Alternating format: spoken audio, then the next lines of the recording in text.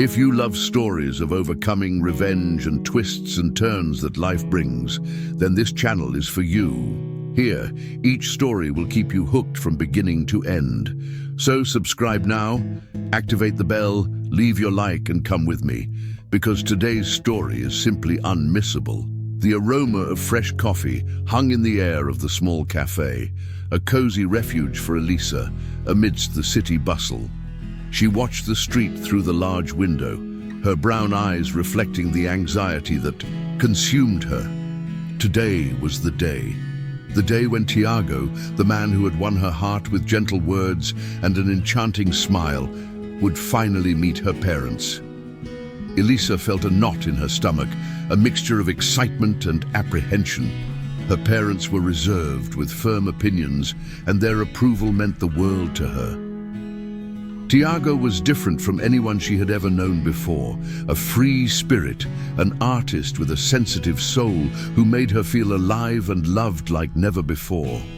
But that difference, that aura of independence that so attracted her, was also the reason for her unease. Would he fit into her family's structured and traditional world? Elisa bit her lower lip, trying to push away the negative thoughts. She trusted Tiago, trusted the love they felt for each other. Soon he would arrive, with that carefree and charming way that made her sigh. She checked her cell phone for the 10th time, even though she knew there were still a few minutes left until the agreed time. Every second seemed like an eternity as anticipation consumed her. Tiago appeared at the corner, his somewhat faded leather jacket and worn backpack slung over his shoulder. But to Elisa, he was the most perfect sight in the world. He smiled as he saw her waving from the window, a smile that lit up his whole face and warmed Elisa's heart. She got up, straightening her skirt with trembling hands, and ran to meet him at the door. The hug was tight, a safe haven amidst her anxiety. "You look beautiful," he whispered in her ear, and Elisa felt a blush rise to her cheeks. They entered the cafe together, hand in hand. The contrast between Elisa's discreet elegance and Tiago's bohemian style was evident. But for them, only the harmony of their gazes mattered. As they walked to the reserved table, Elisa noticed the sparkle in Tiago's eyes, a mixture of enthusiasm and perhaps a bit of nervousness. She squeezed his hand in a sign of support, conveying the confidence that she herself struggled to maintain. "They're eager to meet you," she said, trying to sound calm. Tiago took a deep breath and replied with a confident smile, "And I'm eager to meet them. I'm sure we'll get along." Lunch at Elisa's parents' house started pleasantly, despite the palpable tension in the air. Elisa's mother, an elegant and observant woman, asked polite questions about Tiago's art, while her father, a man of few words, showed a discreet interest. Tiago tried to answer with courtesy and enthusiasm, trying to find common ground with his hosts. Elisa watched the interaction with a heavy heart. She felt that Tiago was being himself, but she noticed the stiffness in her parents' expressions, the quick glances they exchanged, laden with meaning. The conversation flowed about various subjects, from politics to the latest news in the city, but a feeling lingered on the table that something was missing, a genuine connection that Elisa had so hoped for. She tried to interject, telling stories about their relationship, about how Tiago made her happy, but she felt her words were like waves crashing on a rock. Deep down, a hint of doubt began to arise in her heart. Had she idealized her parents' acceptance too much? Did Tiago really fit into that world so different from hers? Dessert was served amidst an uncomfortable silence. Elisa watched Tiago, who seemed slightly disheartened, despite maintaining a forced smile. She knew he was noticing her parents' coldness, the silent judgment that hung in the air. Suddenly her father cleared his throat, drawing everyone's attention. "Tiago," he began in his deep and thoughtful voice, "we appreciate your visit, but we have some concerns." Elisa's heart pounded. She feared what was to come, the veiled criticisms her parents always made of anything that strayed from their standards. Her father continued, talking about the instability of an artistic career, about the lack of a solid and secure future. Each word was like an arrow hitting Elisa's heart as she saw Tiago's expression close off, the sparkle in his eyes gradually fading. She tried to defend him, talking about Tiago's talent, about the passion he dedicated to his art, but she felt her voice fail her in the face of her father's inflexibility. Elisa's mother joined the conversation with a softer tone, but equally critical, questioning Tiago's unruly lifestyle, his clothes, his friends. Elisa felt tears burning in her eyes, but she struggled to keep them under control. She looked at Tiago, seeking some sign that he was okay, but she saw him with his head down, his hands clasped in his lap. That lunch, which should have been a moment of union, was turning into a nightmare. Elisa felt torn between her love for Tiago and her loyalty to her parents, a painful conflict that paralyzed her. She wanted to shout, to defend the man she loved, but the words seemed stuck in her throat. Tiago finally raised his head, his eyes meeting Elisa's. There was sadness in his gaze, but also a serenity that surprised her. He addressed her parents in a calm yet firm tone of voice. "I understand your concerns," he said, "but Elisa's happiness is my priority. I love her deeply, and I will do everything within my reach to make her happy, in my own way." His words carried a sincerity that was impossible to ignore, but Elisa knew it wouldn't be enough to convince her parents. The farewell was cold and formal. Elisa's parents barely looked at Tiago as he said goodbye, and the "see you later" sounded like a definitive goodbye. As soon as they left the house, the tension that Elisa had been repressing exploded in tears. She leaned on Tiago, sobbing as he hugged her in silence. She felt guilty for having exposed him to that situation, for not having gotten her family's support. Tiago held her tighter and whispered words of comfort, but Elisa noticed the hurt in his tone of voice, the disappointment stamped on his face. That night, back in Elisa's small apartment, the silence between them was dense and charged with emotion. They tried to talk, but words seemed insufficient to express the pain and frustration they felt. Elisa knew that lunch had marked a turning point in their relationship, a wound that might never heal completely. She looked at Tiago, who was sitting on the bed, staring into the void, and felt a pang in her heart. Would their love be strong enough to overcome that obstacle? The days that followed were filled with a heavy and melancholic atmosphere. Elisa and Tiago tried to resume their routine, but the ghost of the fateful lunch hung over them. Conversations were rarer, smiles less frequent. Elisa felt guilty and frustrated, trying to find a balance between her love for Tiago and the desire to have her parents' approval. She tried to talk to them, to explain how much Tiago meant to her, but her words only found walls of prejudice and distrust. On the other side, Tiago became increasingly distant and introspective. Elisa noticed the effort he made, not to show his hurt, but she felt the coldness in his touches, the absence in his kisses. He spent more time in his studio, immersed in his paintings, as if seeking refuge in his private world. Elisa felt increasingly alone, lost in a labyrinth of uncertainties and insecurities. She wondered if she had made a mistake in idealizing their relationship, in believing that love would be enough to overcome all differences and obstacles. One night, Elisa found a note on the table. Tiago's handwriting was unmistakable. Elisa's heart leaped as she picked up the paper, a dark premonition invading her mind. The words were few, but laden with an unbearable weight. Tiago said he needed space, time for himself, to understand his feelings.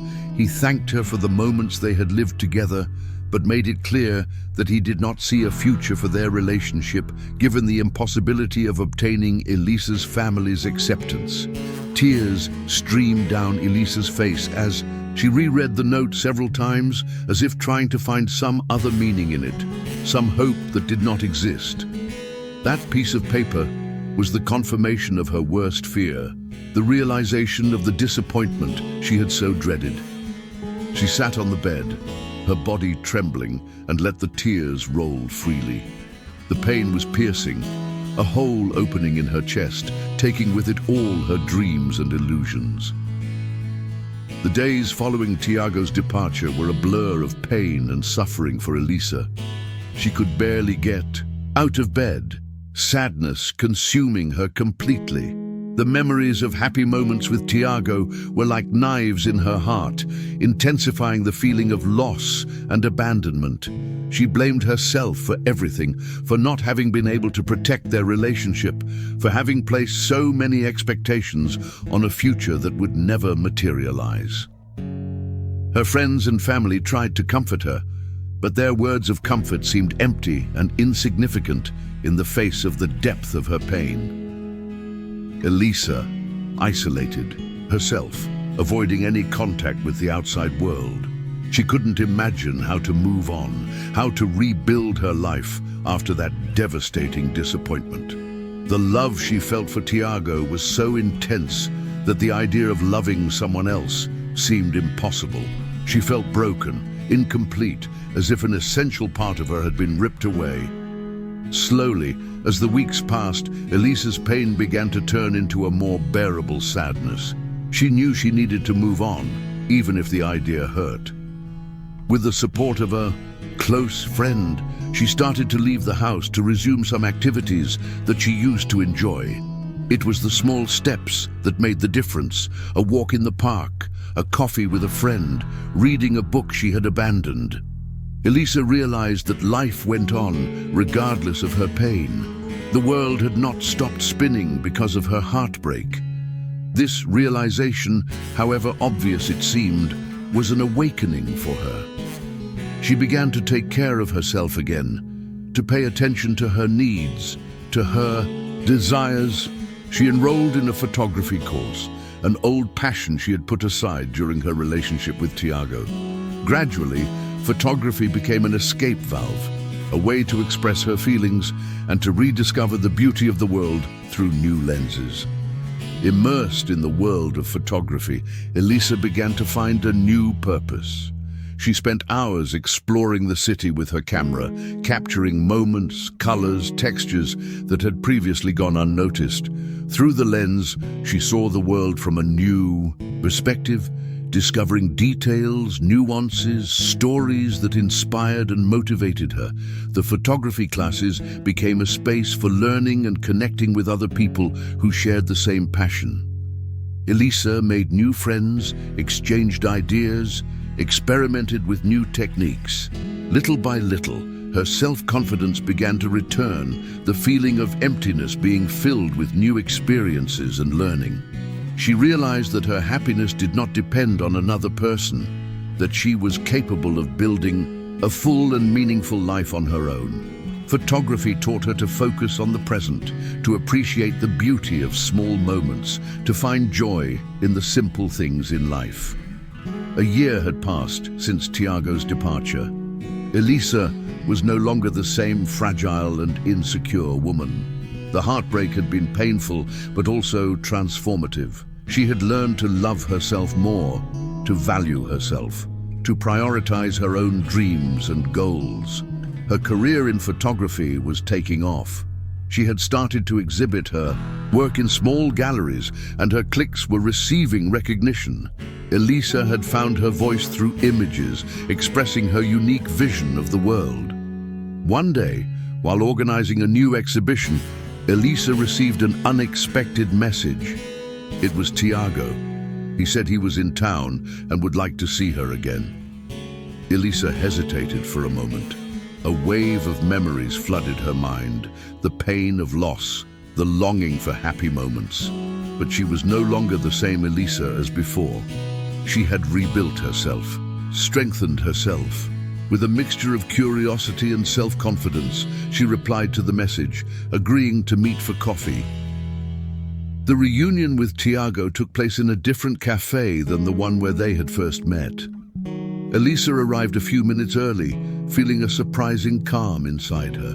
When Tiago appeared, she noticed that he looked a little older, perhaps more tired.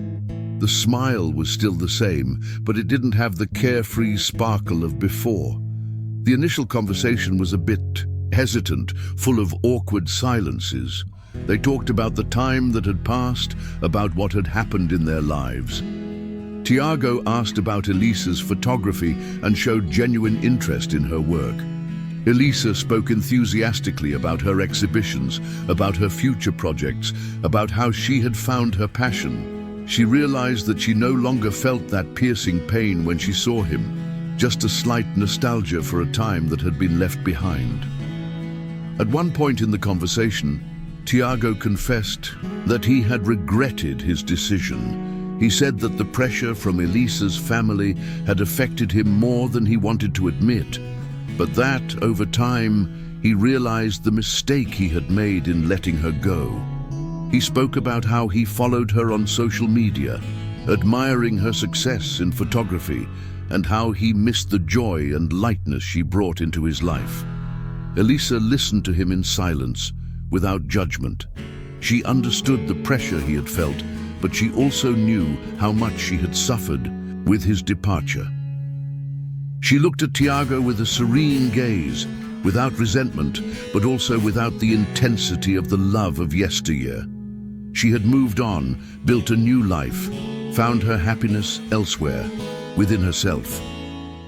At the end of the meeting, Tiago asked if there was any chance of them starting over. Elisa smiled gently and replied sincerely, "Tiago, I loved you very much, but this time has transformed me. I found my strength and my happiness alone. I cherish the good moments we had, but today we are different people on different paths."